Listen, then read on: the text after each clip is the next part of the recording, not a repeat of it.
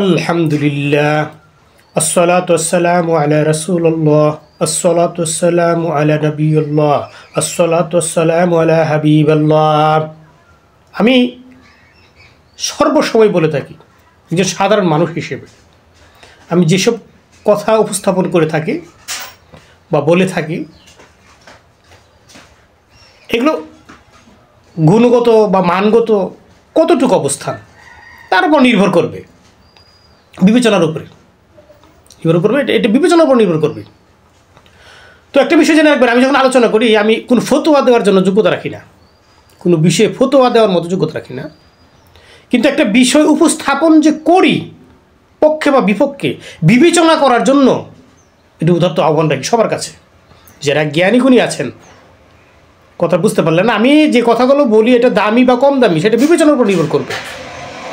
আর আমি কোনো বিষয়ে ফতোয়া দেওয়ার জন্য চেষ্টা করি না বা দাবি করি না ফতোয়া দিলাম, স্বীকৃতি দিই না, এটা নিজেকে আমি অতটা যোগ্যতা সম্পন্ন মনে করি না।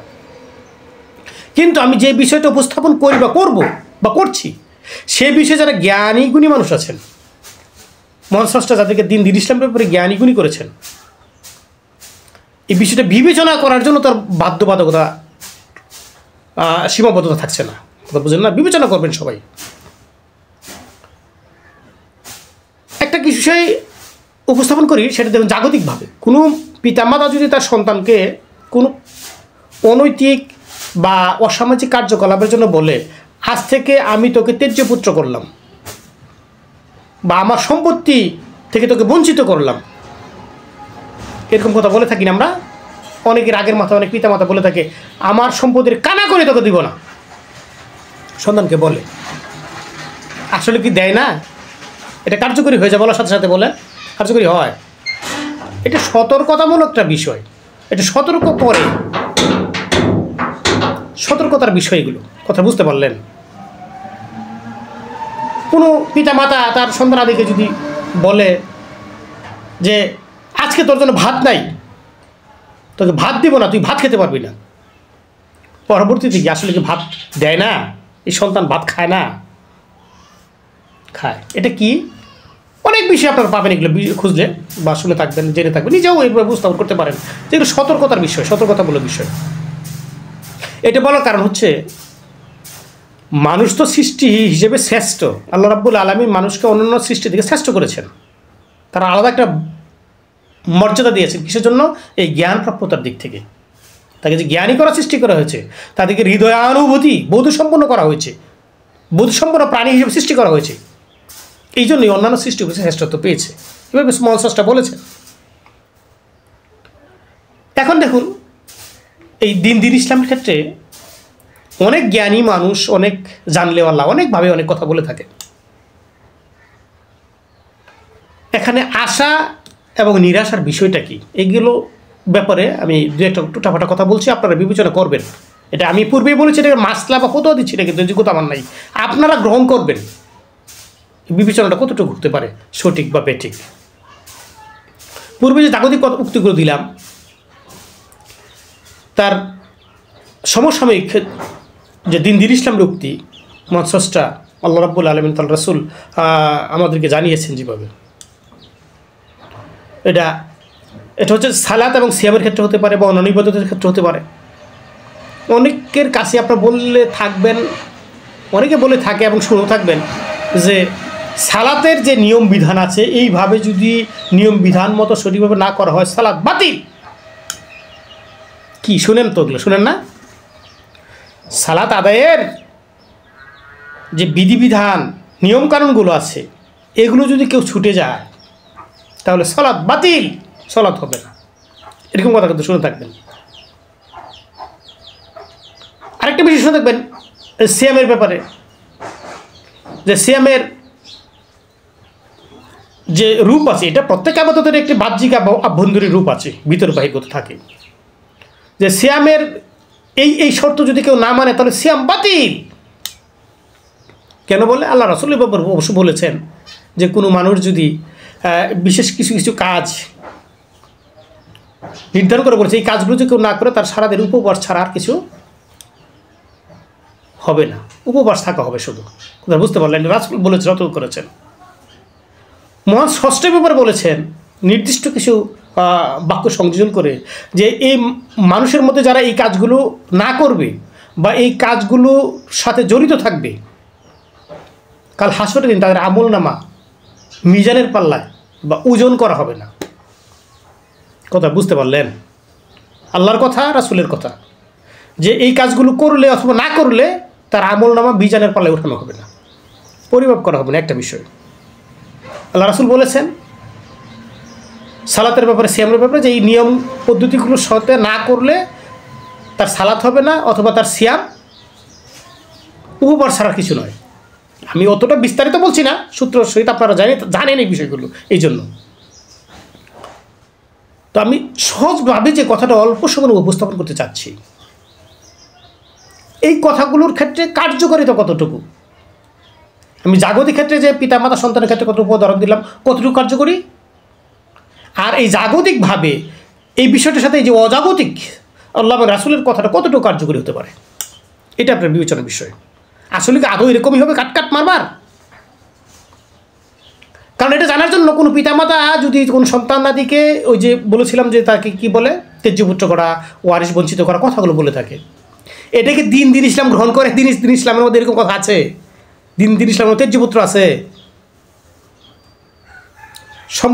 সম্পদ থেকে পরিত্যাজ্য করবে, এরকম বিষয় আছে।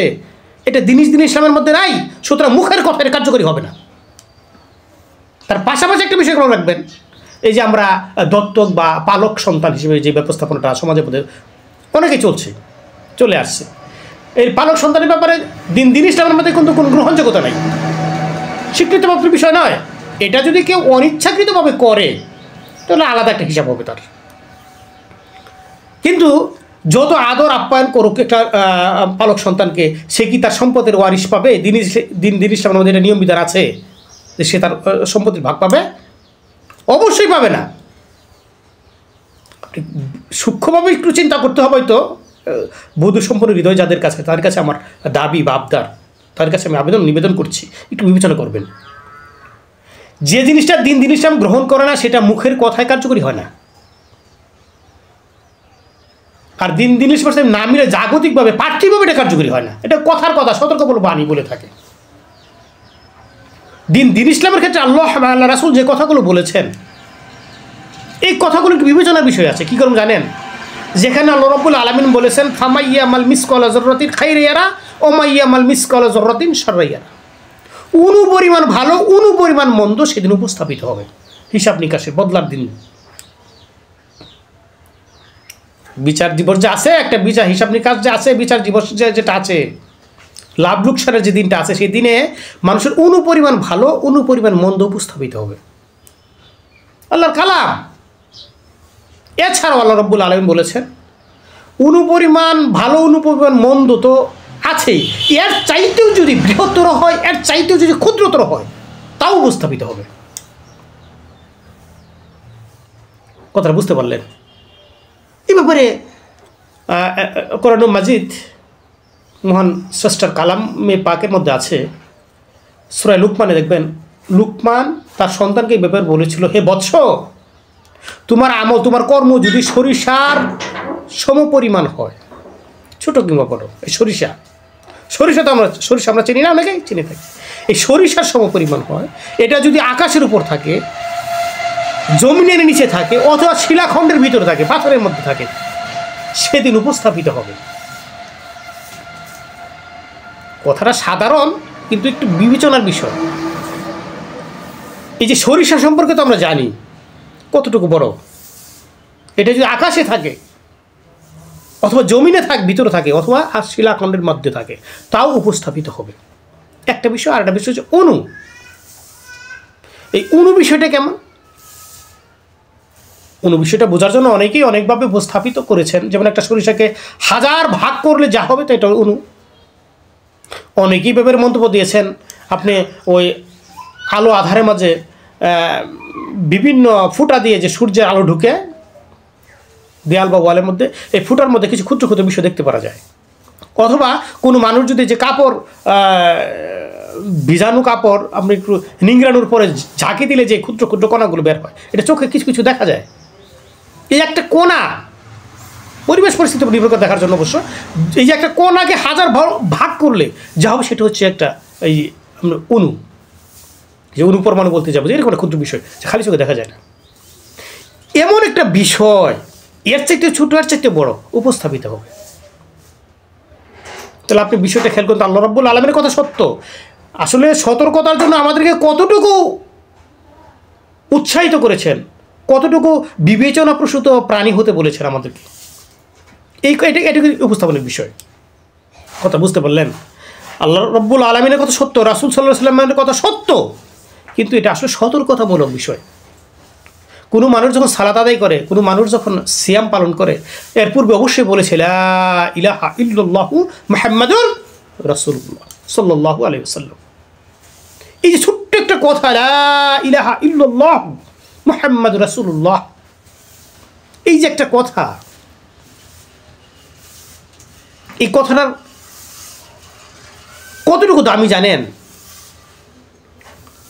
লা ইলাহা ইল্লাল্লাহ এই একটা অংশ, আর বিভিন্ন নবীর সাথে জড়িত একটা অংশ, বিভিন্ন প্রেরিত ব্যক্তিদের সাথে একটা অংশ, অর্থাৎ আমাদের নবী এবং রাসূল হযরত আহমদ হযরত মুহাম্মদ সাল্লাল্লাহু আলাইহি ওয়াসাল্লাম। এই জন্য আমরা বলি লা ইলাহা ইল্লাল্লাহ মুহাম্মাদুর রাসূলুল্লাহ। এটা দুটো অংশ। একটা অংশ হচ্ছে লা ইলাহা ইল্লাল্লাহ, এটা সর্বযুগে সর্বসময়ে সর্ব অবস্থানে গ্রহণযোগ্য তার বিষয়, গ্রহণের বিষয়, গ্রহণীয়তার বিষয়। এই লা ইলাহা ইল্লাল্লাহ এর কত মর্তব্য জানেন? আমি যে সাক্ষ্য দিচ্ছি লা ইলাহা ইল্লাল্লাহ, কোন ইলাহা নাই, একমাত্র ইলাহা হচ্ছে কে? আল্লাহ। একমাত্র আল্লাহ ছাড়া কোনো ইলাহা নাই। এই সাক্ষ্যটা কত বড় জানেন? আল্লাহর নবী মুসা আলাইহিস সালাম মহান স্রষ্টা আল্লাহ রাব্বুল আলামিন কি ব্যাপারে তার কাছে জানতে চেয়েছিলেন, স্রষ্টার কাছে, যে লা ইলাহা ইল্লাল্লাহ এটা কত বড় বিষয়। এ ব্যাপারে জানতে চেয়েছেন আল্লাহ নবী মুসা আলাইহিস সালাম আল্লাহকে বলেছেন, হে আল্লাহ, আমাকে এমন একটা কথা বা এমন একটা কালাম শিক্ষা দিন যেটা সর্বোৎকৃষ্ট হবে, অত্যন্ত গ্রহণীয় বিষয় হবে, সর্বাগ্রে গ্রহণীয় যে বিষয়টা সেরকম একটা কালাম হবে। মহান স্রষ্টা বলেছিল, তুমি বলো লা ইলাহা ইল্লাল্লাহ, এর স্মরণ করো, এর জিকির করো, এটা তিলাওয়াত করো, এটা তসবিহ বানাও। আল্লাহ নবী মুসা বলেছিল, হে আল্লাহ, এটা তো আমরা বলে থাকি, এটা তো আমি জানি, লা ইলাহা ইল্লাল্লাহ, এটা আমি জানি। আল্লাহ বলেছিলেন, এর ওজন, এর দাম, এর মর্তবা কত তুমি জানো? তাৎপর্য কতটুকু জানো? না। 7 তবক আসমান, 7 তবক জমিন এক পাল্লায় যদি রাখা হয়, আর লা ইলাহা ইল্লাল্লাহ যদি এক পাল্লা রাখা হয়, তাহলে লা ইলাহা ইল্লাল্লাহর পাল্লাটা ভারী হবে। এত ওজন, এত দামি, এত মর্তবাপূর্ণ এই কথা, এই বাক্যটা। কথা বুঝতে পারলেন? তো আমরা সাক্ষ্য দিই লা ইলাহা ইল্লাল্লাহ, এরপর না বিভিন্ন ইবাদত বন্দেগীর বিষয়গুলো আমরা খুঁজি বা পড়ি, করার চেষ্টা করি। দিন ইসলামের ক্ষেত্রে সর্বাগ্রে মক্কার জীবনে বা মক্কি জীবনে এটাই তো উল্লেখযোগ্য বিষয় ছিল, গুরুত্বপূর্ণ বিষয় ছিল, গ্রহণের বিষয় ছিল, সেটা ছিল লা ইলাহা ইল্লাল্লাহ, সাক্ষ্য দেওয়া। তোমরা বুঝতে পারলেন? এটা গ্রহণ করার পর না ইবাদত বন্দেগী করি। এটা যদি আমার নিয়ত সহিতায়, পবিত্রতায়, অন্তর যদি আন্তরিকতা সে গ্রহণ করতে পারি, এটার কিন্তু মূল্য হবে। আর এটার যদি মূল্যায়ন না করতে পারি আমি স্রষ্টার কাছে, তাহলে বিভিন্ন পরবর্তী কোনো ইবাদতে আমার কাজে আসবে না, মূল্যায়ন হবে না, পরিমাপের বিষয় হবে না। কথা বুঝলেন? বোঝার চেষ্টা করুন, সহজভাবে বোঝার চেষ্টা করুন। লা ইলাহা ইল্লাল্লাহ কোনো মানুষ যদি সাক্ষ্য দেয়, তার পরবর্তীতে বিভিন্ন ইবাদত বন্দেগী খোঁজে। যে জামানার অবস্থান, সেই জামানার ব্যক্তিগুলো বা মানুষ বা মানবীগুলো সেই সাক্ষ্য দিবে।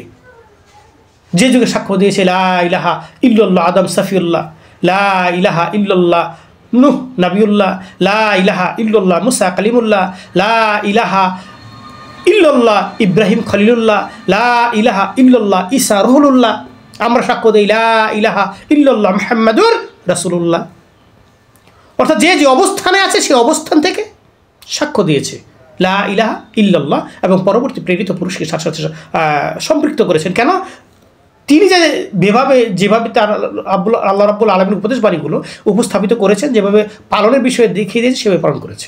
আমরা যেভাবে করছি, আমাদের সর্বশ্রেষ্ঠ নবী ইমামুল মুত্তাকিন, ইমামুল মুরসালিন হজরত আহমদ হজরত মুহাম্মদ সাল্লাল্লাহু আলাইহি ওয়াসাল্লামের দেখানো হ্যাঁ, বা তার আদর্শের যে পথ আমাদের সামনে রেখে গেছেন তার সেই অনুসারে কথা কিছুটা হলেও বোঝাইতে চেষ্টা করছি সহজভাবে।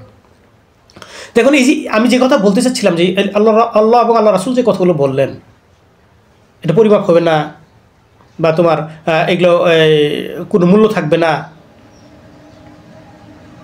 কতটুকু গ্রহণযোগ্যতা পায় বলেন?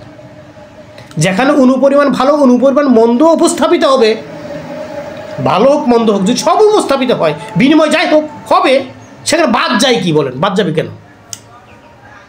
সুতরাং এগুলো আমি সাধারণভাবে উপস্থাপন করলাম, হয়তো কতটুকু করতে পারছি না, এটা বিষয় না। বিষয় হচ্ছে আমি যতটুকু আমার জ্ঞান বুদ্ধি সামান্যতম উপস্থাপন করতে পেরেছি। আসলে এগুলো বিভ্রান্তিমূলক অবস্থান থেকে আমাদেরকে আরও বিভ্রান্ত করে। কথা সত্য, কিন্তু উপস্থাপনের বিষয়টা তো আমাদের বুঝতে হবে। আপনার সহজভাবে বুঝুন, এই উপস্থাপন দিন ইসলামের ক্ষেত্রে এই কথাগুলো হচ্ছে সতর্কতামূলক, আপনাকে পরিশুদ্ধ পবিত্র করার জন্য, কি বলি, সঠিকতা একনিষ্ঠতা আনার জন্য এগুলো সতর্কতামূলক বাণী আল্লাহ বাংলা রাসূলের, যাতে আমরা সিরাতুল মুস্তাকিম সরলতায় এগুলো আনতে পারি। এইভাবে জটিল করবেন না, জটিল করে সাধারণ মানুষকে বিভ্রান্ত করবেন না। কারণ এই কেউ যেন না বলে বসে যে এটা করলে এটা হবে না, তখন আমি এটা সিয়ামি করবো না, সুতরাং এই কাজটা না করলে সালাদ মতো আমি সালাদই আদায় করবো না, এটা যেন বলে না বসে, সাবধান। আসলে প্রত্যেকটা ব্যক্তি তো সমস্ত বিষয়টা এক সময়ে উপস্থাপন করতে পারে না, কিন্তু এই জন্য অল্প শুনেও আমরা যারা শ্রোতা আছি তারা যেন ভেঙে না পড়ি, অল্প শুনে যেন এই বিষয়ে মন্তব্য করে না বসি, সেই কাজ থেকে জড়িয়ে না যাই বা সরে না যাই, এরকম একটা বিষয় নিজের জ্ঞান বুদ্ধি দিয়ে বাস্তবতার ক্ষেত্রে এদের সাথে আমাদের সম্পৃক্ত থাকতে হবে। এই বিষয়টা আমি আসলে বোঝাতে চাচ্ছি। সুতরাং মার কাট একটা শব্দ আছে না, যেরকম বলতে বুঝি ভাবসাপ, দিনের সময় এরকম কিছু নাই। সমস্ত কিছু শান্ততা শিষ্টতার ভিত্তিতে, সরলতার ভিত্তিতে উপস্থাপিত হবে, পালনীয় হবে, গ্রহণীয় হবে। সুতরাং আমরা যেন বিভ্রান্ত না হয়ে যাই, আর জাতি যেন আমাদের কথা বিভ্রান্ত না হয়, এটা আমরা আশা করব। অবশ্য পরবর্তীতে এই ব্যাপারে সুবিস্তারিতভাবে যদি আলোচনা করা যায়, আশা রাখবো আমার জ্ঞান বুদ্ধি আল্লাহ রাব্বুল আলামিন যতটুকু দিয়েছেন এর মধ্যে তার কাছে আরও পরিশুদ্ধর জ্ঞান ভিক্ষা চাই। হে মহান স্রষ্টা, আমাকে পরিশুদ্ধতার জ্ঞান ভিক্ষা দান করো, যেন আমি তোমার ব্যাপারে, তোমার বিষয়ে, তোমার প্রেরিত পুরুষের ব্যাপারে, তোমার কিতাবের ব্যাপারে, এগুলো যেন আমি একটু স্পষ্ট কথা বলতে পারি। এটা তার কাছে জ্ঞান ভিক্ষা চাই, দয়া ভিক্ষা চাই। তিনি চাইতে বলেছেন, আমরা চাই, যতটুকু তিনি দান করবেন ততটুকুর মধ্যে আমি সীমাবদ্ধ থাকবো। এরপরেও যদি ভুল প্রান্তি থাকে মানুষের কাছে ক্ষমা চাই। যারা শ্রোতা আছেন তার কাছেও আমার আবদার, যারা আমার ভুল ত্রুটিগুলো একটু ধরিয়ে দিবেন, যেই পারেন, যে শুনবেন জানতে পারবে সেই ধরিয়ে দিবেন। এটা আমার একটা দাবি বা আমার একটা অনুরোধ আমার পরিশুদ্ধতার ক্ষেত্রে। সুতরাং কোনো ব্যাপারে শতভাগ না বুঝে, না জেনে, না শুনে মন্তব্য করে বসা বা সেই কাজ থেকে, আবারও বলছি, সেই কাজের সাথে জড়িয়ে যাওয়া বা সেই কাজ থেকে ফারাক হওয়ার কোনো লক্ষ্য উদ্দেশ্যটা সঠিক হতে পারে না। এটা যেন আমরা সাবধান থাকতে পারি। মহান স্রষ্টা যত কথা বলেছেন সতর্কতার জন্য বলেছেন, আমাকে পরিশুদ্ধতার কথা বলেছেন, আমার ব্যাপারে এই পবিত্রতা, শুদ্ধ পরিশুদ্ধতা এরকম হয় যেন যাতে আমি আমার মহান স্রষ্টা সন্তুষ্ট অর্জন করতে পারি, সেই লক্ষ্যে কিন্তু আল্লাহ রাব্বুল আলামিন আমাদেরকে এই কথাগুলো বলেছেন, কঠোর কথাগুলো বলেছেন। আল্লাহ রাসূল এই ব্যাপারে আমাদেরকে কঠোর কথাগুলো দিয়ে সতর্ক করার জন্য স্মরণ করে দিয়েছেন আমাদেরকে। কথা বুঝতে পারলেন? এই ভাবের মধ্যে যেন, এই সরল ভাবে যেন আমরা থাকতে পারি, এই আশা রাখছি। আল্লাহ রাব্বুল আলামিন আমাদেরকে যেন তৌফিক দান করে।